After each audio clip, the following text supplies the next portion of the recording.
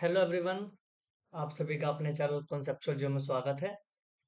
मैं आज आपके लिए एक इम्पॉर्टेंट वीडियो लेकर आया हूँ। इस वीडियो में मैंने सी you E T U ji common university entrance test जो कि लेवल है अंडर ग्रेजुएशन लेवल, जिसको हमको 12th क्लास करने के बाद हमको जो कॉलेज करना होता है, रेगुलर कॉलेज जो पढ़ना होता है हमको, चाहे इंडिया के अंदर कोई भी स्टेट यूनिवर्सिटी हो या सेंट्रल यूनिवर्सिटी हो जो CUET के साथ अलाइड है, उनके अंदर अगर आपको पढ़ना है तो आपको CUET का एग्ज़ाम देना होगा। तो जो बच्चा CUET के बारे में अच्छे से जानता है उसके लिए भी इम्पोर्टेंट है। और जिस बच्चे को CUET के बारे में सॉरी जिस बच्चे को CUET के बारे में अगर कुछ पता भी नहीं है या उसको अभी पता नहीं कि एक्चुअल में करना क्या है, तो मैं इस वीडियो के थ्रू उसकी सारी जो कन्फ्यूज़न है वो क्लियर कर दूंगा। और आपको मैं इस वीडियो के तहत एंड तक जितने भी आपको इश्यूज है, जो प्रॉब्लम है, जो क्वेरीज हैं कि CUET के अंदर एक्चुअल में होता क्या है, कब तक इसका फॉर्म डेट है, कैसे फॉर्म भरना है, इसका एलिजिबिलिटी क्राइटेरिया क्या होता है, कौन कौन इस फॉर्म को फिल कर सकता है, कौन कौन एलिजिबल है, जो लास्ट ईयर के जो बच्चे हैं जिन्होंने CUET क्वालिफाई नहीं किया, क्या वो भी इस फॉर्म को भर सकते हैं कि नहीं भर सकते हैं, और फॉर्म भरने के बाद क्या करना है, उसके प्रोसेस क्या होता है, CUET का एग्ज़ाम कैसा होता है, उसका जो लेवल ऑफ एग्ज़ाम है वो कैसा होता है, कैसे हमको एग्ज़ाम देना होता है, कितने नंबर के क्वेश्चंस आते हैं, कितने सब्जेक्ट के पेपर हमको देने होते हैं, कैसे आपका CUET के एग्ज़ाम के बाद रिजल्ट आएगा, देन रिजल्ट के बाद आपको क्या करना है, फिर आपको कैसे कॉलेजेस में एडमिशन लेना है, वो सारा का सारा जो प्रोसेस मैंने आपको बताया है, वो सारा का सारा प्रोसेस मैं आपको इस वीडियो के थ्रू बता दूंगा। मेरा नाम विशाल है।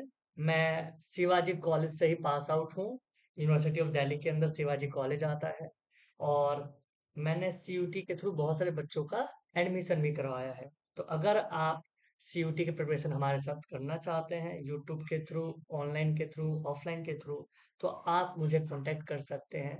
आपको कांटेक्ट की डिटेल्स यूट्यूब के लिंक में शो हो जाएगी, कैप्शन में शो हो जाएगी। ठीक है, तो स्टार्ट करते हैं अपना CUET। तो सबसे पहली बात, CUET होता क्या है तो सबको पता होना चाहिए। CUET का मतलब होता है कॉमन यूनिवर्सिटी एंट्रेंस टेस्ट, और इसका फॉर्म जो है, जिसको आप अगर आपने अभी 12th क्लास में परस्यूइंग में है या अगर आप लास्ट ईयर 12th पास है, तो आपको क्या करना है, आपको CUET का पहले फॉर्म भरना है। CUET की जो फॉर्म की डेट्स हैं वो आ चुकी हैं, और वो डेट जो है आपको दिखने के लिए मिल जाएंगी 1 मार्च से। ठीक है, आपको 1 मार्च से आपको डेट मिल जाएगी। 1 मार्च से आप फॉर्म फिल कर सकते हैं। फॉर्म फिल करने की डेट्स पूरी आ चुकी हैं, आपको मैं शो कर देता हूँ। ये रहा डेट। सबसे पहली बात आपको पता होना चाहिए कि आप अगर आप फॉर्म फिल करने जा रहे हैं, सोच रहे हैं, तो आपके पास टाइम है 1 मार्च से लेकर 22 मार्च तक। 1 मार्च से लेकर 22 मार्च तक आप फॉर्म फिल कर सकते हैं, रात के 11:50 तक। ध्यान से सुनिएगा, 1 मार्च से 22 मार्च। लेकिन अगर आप अपना फॉर्म भर रहे हैं, फिल कर रहे हैं एप्लीकेशन को, तो ध्यान से अपनी डिटेल्स को, सारी डिटेल्स को फिल करना है। ये नहीं कि हमने कंप्यूटर उठाया, मोबाइल उठाया या किसी को अपनी डिटेल्स भेज दी या आपने उससे फिल करवा लिया।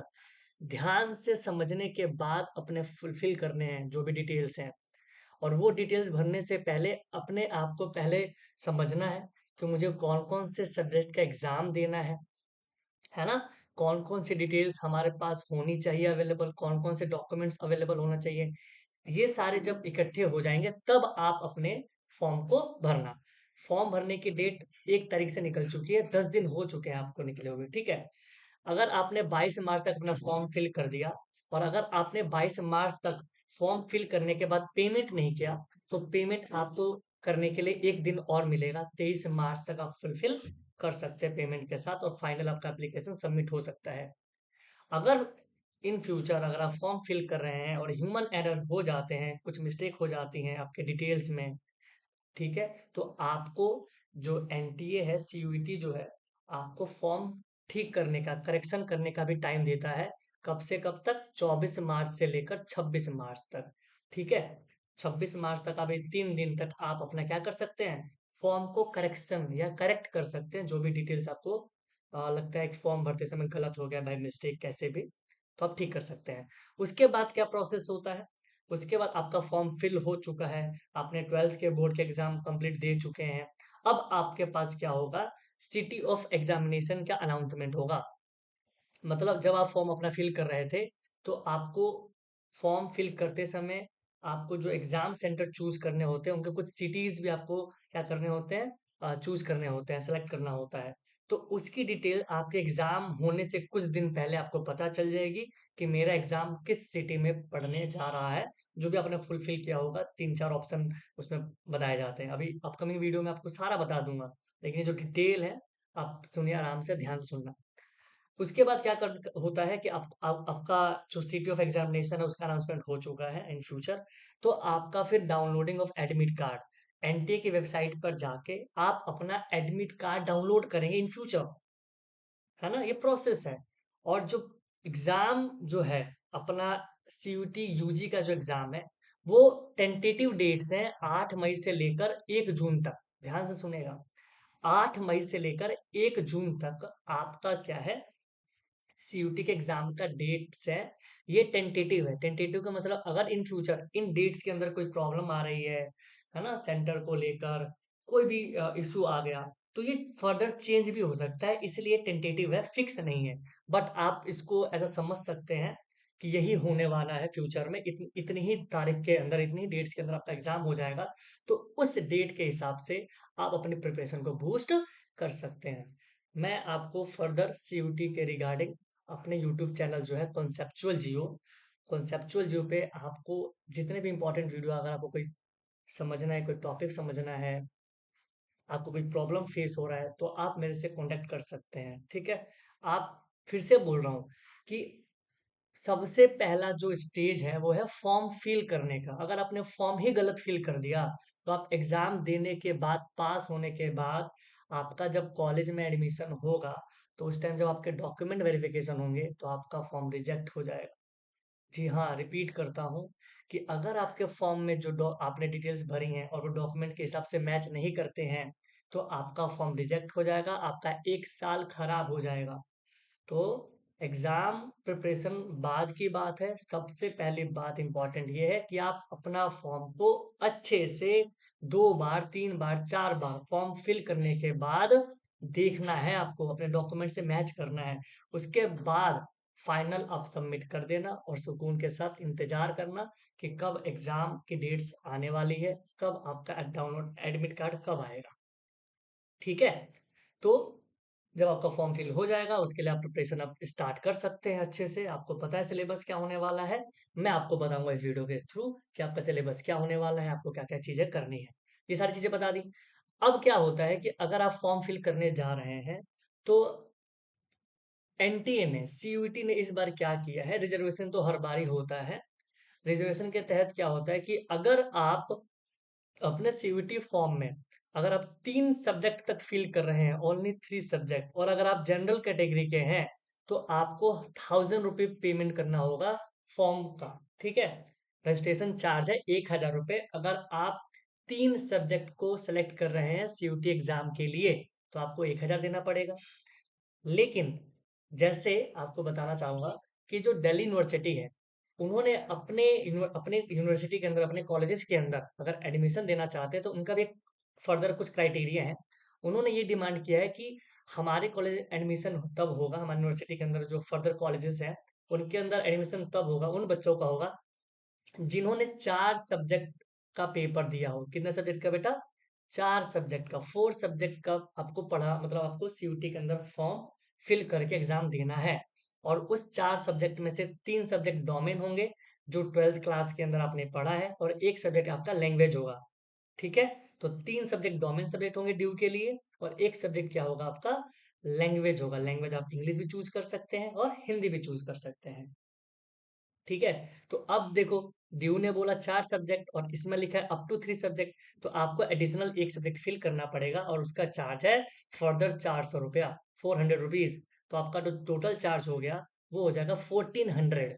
अगर आप जनरल कैटेगरी से बिलोंग करते हैं और आप अगर आपको 4 सब्जेक्ट का फॉर्म भरना है तो आपको 1400 पे करना है, 1400। लेकिन अगर आप ओबीसी हैं, नॉन क्रीमी लेयर, ईडब्ल्यूएस हैं, तो आपको कितना पेमेंट करना पड़ेगा? आपको कुछ कंसेशन देखने के लिए मिलता है। 900 रुपये 3 सब्जेक्ट के लिए, और अगला जो आपको सब्जेक्ट भरना है एक और, तो 375 रुपये, वो तो 1275 रुपये, 1275 रुपीज। अगर आप SC, ST, PWD, PWBD या थर्ड जेंडर से बिलोंग करते हैं तो आपका अप टू 3 सब्जेक्ट के लिए 800 चार्ज है। और फर्दर एक एडिशनल, जब एक एक एडिशनल अगर आपने एक ऐड किया तो 400 रुपये जनरल के लिए, ओबीसी ने एक ऐड किया तो 375 रुपये, 375 रुपीज। अगर आप SC, ST, PWD या थर्ड जेंडर से हैं तो आपको एक एडिशनल के लिए 350 रुपीज चार्ज करना पड़ेगा। लेकिन अगर आपको 4 सब्जेक्ट के अलावा 5 सब्जेक्ट लेना है, 6 सब्जेक्ट फिल करना है, तो आपको ऐसे ही 400 रुपये, 375 रुपीज एंड 350 रुपीज आपको पेमेंट करना पड़ेगा। ठीक है, तो ये है आपका कैटेगरी वाइज आपका फॉर्म के चार्जेस। ठीक है, तो ये ध्यान रखना, आपके पास इतना अमाउंट, ये सारा का सारा अमाउंट ऑनलाइन पे होगा। ठीक है, ऑनलाइन ही आप ट्रांजेक्शन कर सकते हैं। आगे चलते हैं।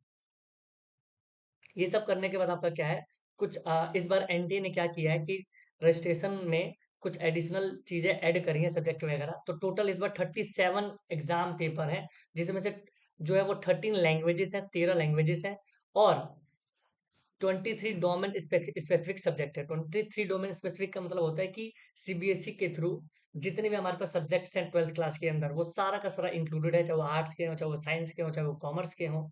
ये सारा का सारा 23 डोमेन सब्जेक्ट हो गया, 13 लैंग्वेजेस हो गया पूरे इंडिया के अंदर जो भी इंपॉर्टेंट लैंग्वेजेस हैं। और एक आपका होता है जनरल एप्टीट्यूड टेस्ट। ध्यान से देखना, ये जनरल एप्टीट्यूड टेस्ट होता क्या है। हर एक यूनिवर्सिटी के अंदर क्या होता है कि यूनिवर्सिटी ने क्या कर रखा है कि एनटीए ने तो एक ब्रॉडली पेपर बना दिया।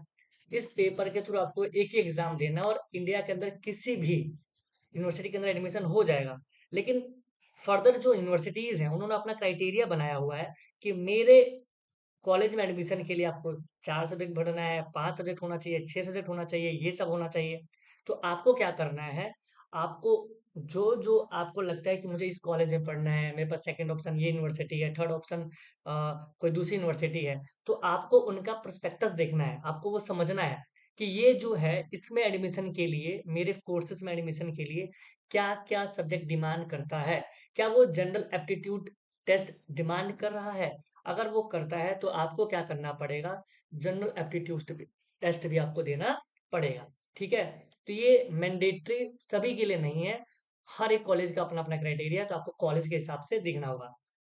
और फिर भी आपको कोई प्रॉब्लम आती हो तो आप मेरे से बोल सकते हैं, मैं उसके लिए एक अलग से वीडियो बना दूंगा। इंपॉर्टेंट जो यूनिवर्सिटीज हैं दिल्ली के अंदर, चाहे दिल्ली के एनसीआर के रीजन के हो, चाहे यूपी में जो इंपॉर्टेंट यूनिवर्सिटीज हैं, जेएनयू का हो गया, ये फर्दर मैं आपको बता दूंगा किसके अंदर जनरल एप्टीट्यूड टेस्ट है और किसके अंदर नहीं है, या कौन से कॉलेज के अंदर किस कोर्स के हिसाब से आपको कौन सा पेपर देना है, वो भी हो जाएगा। ठीक है, सिलेबस आपको पता होना चाहिए कि जो भी डोमेन सब्जेक्ट हैं, उन डोमेन सब जो है वो आपको 12th में पढ़े होना चाहिए।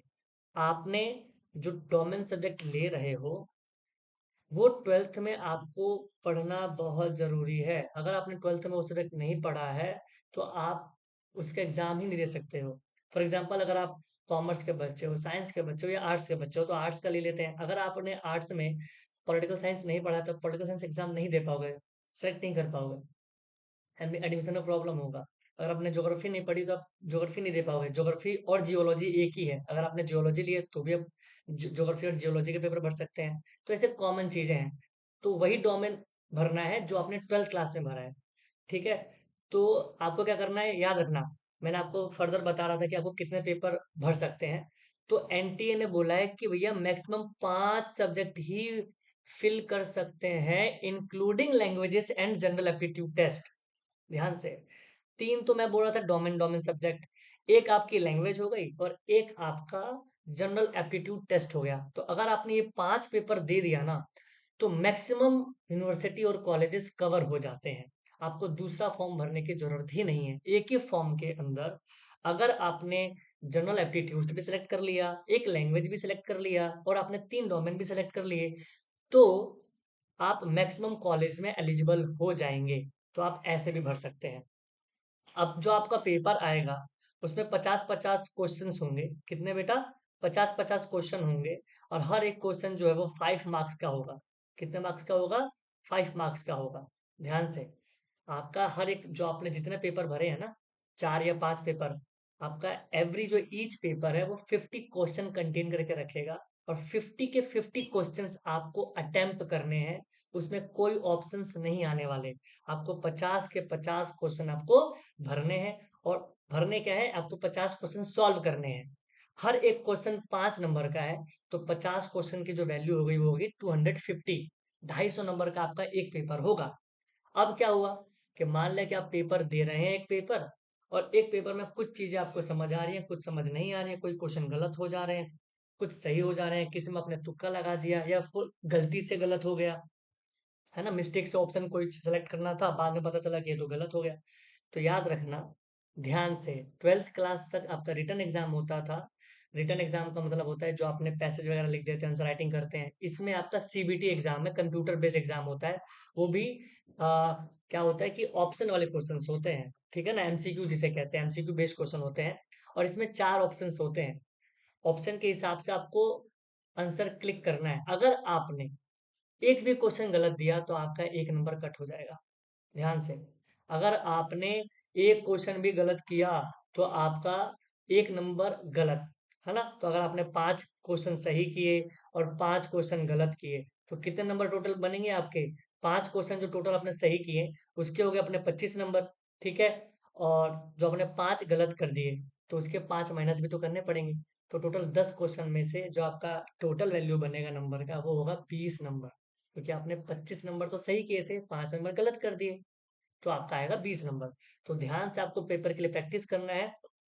ये नहीं कि प्रैक्टिस करते करते मतलब आपने पढ़ लिया, सिलेबस कंप्लीट कर लिया और डायरेक्ट आप सीयूटी का एग्जाम देने चले गए। ऐसा नहीं करना है। आपको प्रैक्टिस पेपर लगाने हैं, सेट्स लगाने हैं और आपको चेक करना है कि मैं कितने सॉल्व कर पा रहा हूँ, कितने मेरे से हो पा रहे हैं, क्योंकि आपके लिए ये सब नया है। आपके लिए सीबीटी एग्जाम नया है, तो नए नए में कुछ चीजें प्रॉब्लम होती हैं, ठीक है। तो वो सब आपको देखना है। सॉरी, आगे चलते हैं। उसके बाद क्या हुआ कि ये सारा हो गया। आपको हर एक पेपर के लिए 60 मिनट मिलने वाले हैं। कितने मिनट मिलने वाले हैं? 60 मिनट, मतलब 1 घंटा मिलने वाला है आपको हर एक 60 मिनट के बाद।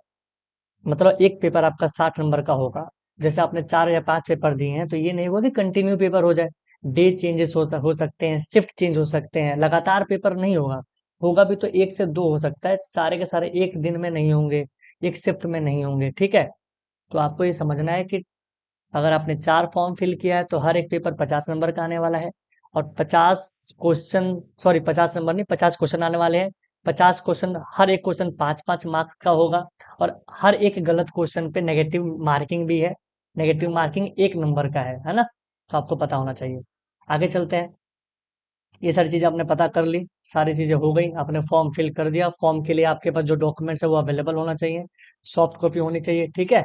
ये सारा करने के बाद क्या करना है अपने को? आगे चलते हैं। अगर आपको कोई भी यूनिवर्सिटी से कांटेक्ट करना है, एनटीए से कांटेक्ट करना है, तो ये ईमेल आईडी है, मोबाइल नंबर, आप इनसे कांटेक्ट कर सकते हैं। आप कोई भी क्वेरी चाहिए, कोई भी आपको बात समझ नहीं आ रही तो आप बात उनसे कर सकते हैं। और मेरे को भी कांटेक्ट कर सकते हैं अगर आपको कोई फॉर्म भरने में, फॉर्म फिल करने में कोई एरर हो रहा है, कुछ भी प्रॉब्लम हो रहा है तो आप मेरे से पूछ सकते हैं, ठीक है। अब एग्जामिनेशन स्कीम मैंने आपको बता ही दिया कि आपके इतने सारे पेपर होने वाले हैं, ऐसे ऐसे आपका टाइम होने वाला है, ठीक है ना। मार्किंग स्कीम आपको मैंने बता ही दिया, तो ये आपको सारा पता होना चाहिए, ठीक है। एलिजिबिलिटी क्या होती है याद रखना। सबसे बच्चों को ये प्रॉब्लम आती है कि कौन कौन सर इसमें एलिजिबल होगा, कौन कौन भर सकता है। तो साफ साफ बात है, इसमें कोई एज लिमिट नहीं है। ये नहीं कि इस एज के ही बच्चे भर पाएंगे, इसमें कोई एज लिमिट नहीं है।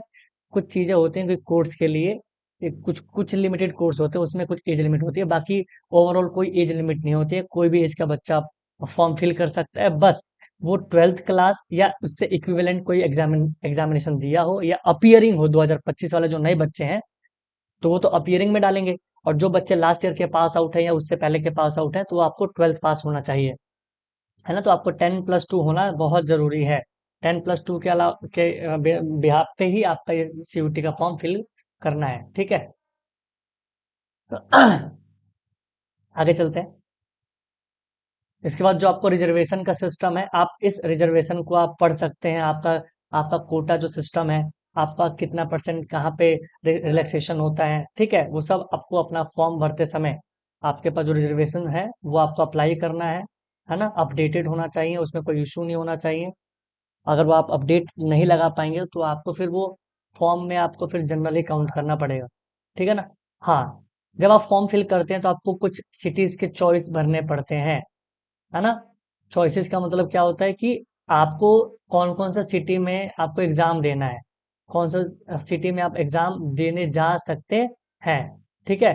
तो इसमें क्या है कि आप फॉर्म फिल करेंगे, जैसे आप दिल्ली के हैं तो दिल्ली एनसीआर के आसपास कोई भर सकते हैं, ठीक है।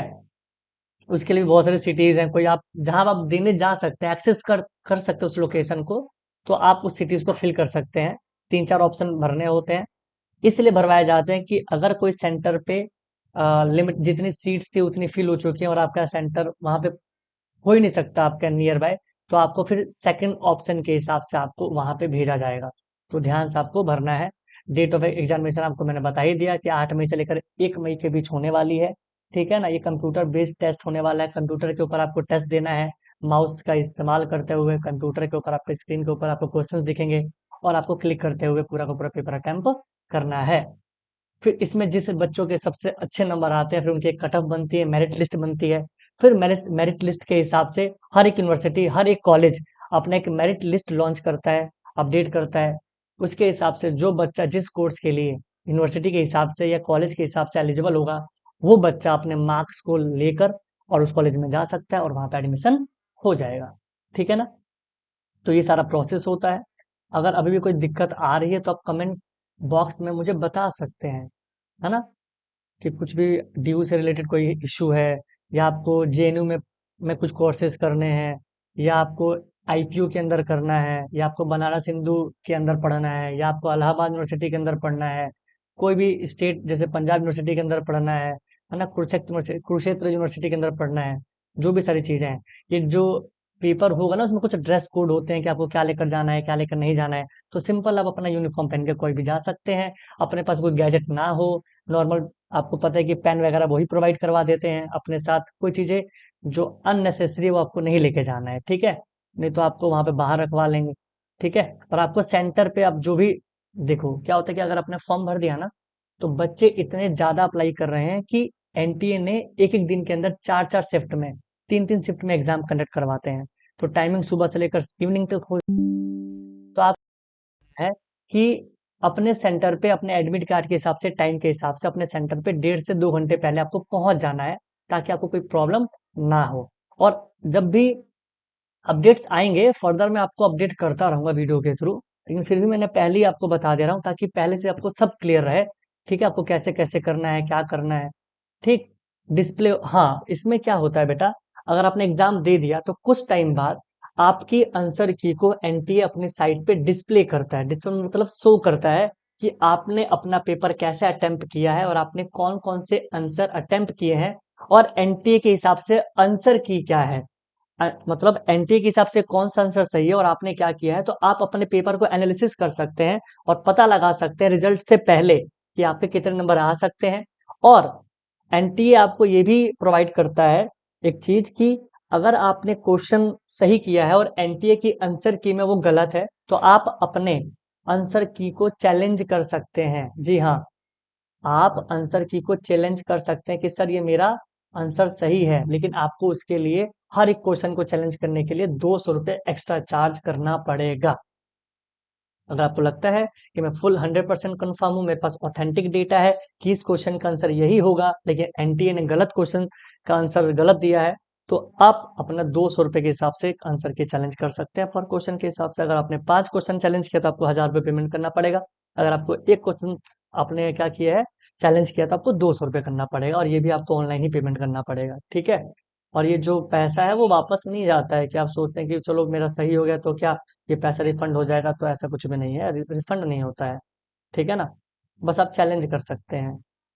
अब ये लिखा हो कि NTA score for admission in central and other participating university institution organisation, तो आपको मैंने बता ही दिया उनके हिसाब से जो भी चीजें हैं। अगर आपने पेपर अटेम्प्ट किया पूरे के पूरे तो पूरा काउंट होगा, अगर आपने कोई क्वेश्चन अटेम्प्ट नहीं किया तो ना तो उसकी नेगेटिव मार्किंग होगी ना उसका कोई मार्क्स मिलेगा। लेकिन अगर आपने अटेम्प्ट कर दिया तो वो काउंट होगा। अगर आपने गलत किया तो नेगेटिव काउंट होगा और सही किया तो पॉजिटिव काउंट होगा। ठीक है, ये सारी चीजें होगी। रिवॉल्यूशन मैंने बता ही दिया, है ना। वैल्यूएशन करना है, रीचेकिंग करना है कि रिजल्ट मेरा फाइनल बन गया है लेकिन कुछ प्रॉब्लम हो रही है, तो आप उसमें भी आप चैलेंज कर सकते हैं। आप बता सकते हैं कि भैया मेरे इसमें ऐसे ऐसी चीजें प्रॉब्लम हो रही हैं। ठीक है, ये सारी चीजें होने के बाद आपको क्या करना है, इसमें क्या लिखा हुआ है, मिसलेनियस टॉपिक्स से ज्यादा कोई दिक्कत है नहीं, राइट टू सब अपेंडिक्स छोड़ दीजिए। हाँ, ये कुछ यूनिवर्सिटीज हैं, आप देख सकते हैं। Aligarh Muslim university, Assam university, Banaras Hindu university, central university of Andhra Pradesh. तो इंडिया के अंदर जितने भी यूनिवर्सिटीज हैं, मैक्सिमम यूनिवर्सिटीज जो सीयूटी के थ्रू अलाइड हैं, है ना। Jamia Millia Islamia, Indira Gandhi national tribal university, और Jawaharlal Nehru university, Manipur university, Mizoram university, जो भी मेन मेन यूनिवर्सिटी आपको लगता है मैं इस स्टेट से बिलोंग करता हूँ और मुझे मतलब इस यूनिवर्सिटी के अंदर एडमिशन लेना है, तो आप उसका जाके प्रोस्पेक्टस पढ़ सकते हैं। यूनिवर्सिटी ऑफ दिल्ली, है ना। तो ये सारी चीज़ें आपको पढ़ना पड़ेगा, क्लियर करना पड़ेगा। ठीक है, अपना एलिजिबिलिटी क्राइटेरिया बहुत इंपॉर्टेंट है। फॉर्म फिल करने से पहले आपको डिटेल्स ऑफ प्रोग्राम और कोर्स के बारे में रेस्पेक्टिव यूनिवर्सिटी के वेबसाइट पर जाके अपने कोर्स के डिटेल को समझना है। समझने के बाद आपको अपना फॉर्म फिल करना है। बार बार रिपीट कर रहा हूँ कि फॉर्म गलत नहीं होना चाहिए।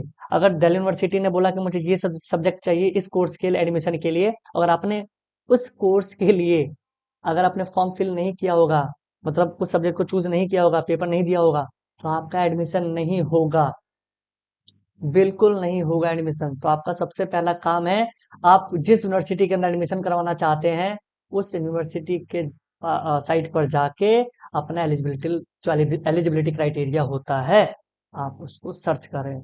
जो कोर्स मुझे पढ़ना है उस कोर्स में क्या क्या डिमांड है। ठीक है, ये सारी चीजें होने के बाद आपको लैंग्वेजेस है, इंडिया के अंदर जो भी इंपॉर्टेंट लैंग्वेजेस है, इस लैंग्वेजेस को भर के आप अपना पेपर दे सकते हैं। सब्जेक्ट मैंने आपको बता ही दिया, जितने भी सब्जेक्ट हो सकते हैं इन्होंने प्रोवाइड किया है। डोमेन सब्जेक्ट 23, है ना। तो आप ऐसे, आप आर्ट्स वाले बच्चे अगर हो, तो अगर आपको ज्योग्राफी का पढ़ना है तो आपका कोड आएगा 313 ज्योग्राफी जियोलॉजी। अगर आपको हिस्ट्री भी देना है तो हिस्ट्री का 314 कोड हो गया। ठीक है ना। पॉलिटिकल साइंस देना है तो 323 हो गया, है ना। सोशोलॉजी देना है तो 326 हो गया, और GAT देना है तो 501। GAT के अंदर आपको कुछ कुछ क्या होता है, जनरल एप्टीट्यूड टेस्ट के अंदर क्या होता है आपको मालूम ही है कि कुछ बेसिक्स के क्वेश्चन आते हैं, मैथमेटिक्स एप्टीट्यूड के क्वेश्चन आते हैं, रीजनिंग के क्वेश्चन आते हैं। ठीक है, तो ये सारी चीजें हैं। ठीक है, अब आपको क्या है कि अपना सिटी ऑफ एग्जामिनेशन आप देख सकते हैं कि कौन से स्टेट में कौन कौन से सिटी के अंदर एग्जाम कंडक्ट होने वाले हैं। तो आप उस सिटी के कोड के हिसाब से आप अपना सिटी को फिल कर सकते हैं। ठीक है, पूरा का पूरा सारा डिटेल्स इसमें दिया हुआ है। मैं ये पूरी की पूरी PDF शो कर दूंगा, आप ये पढ़ सकते हैं और अपना फॉर्म फिल कर सकते हैं। ठीक है, मैं दिखा देता हूँ आराम से। आप इसको स्लोमो करके भी देख सकते हैं, फास्ट फॉरवर्ड करके भी देख सकते हैं। चार्जेस का मैंने आपको बता ही दिया, कॉन्टैक्ट का मैंने आपको बता ही दिया। ठीक है ना। फिर भी आपको कोई दिक्कत हो तो मेरे से पूछ सकते हैं। मेरा नाम विशाल है, आप कांटेक्ट भी कर सकते हैं 9971113740 पे।